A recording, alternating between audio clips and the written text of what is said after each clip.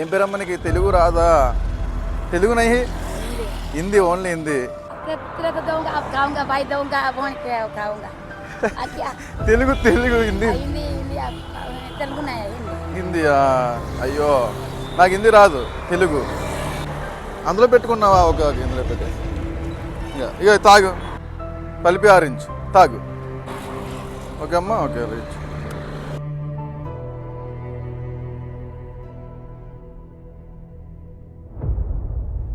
తీసుకో, నీకే గిఫ్ట్, నీకు వచ్చిన గిఫ్ట్. ఓకేనా?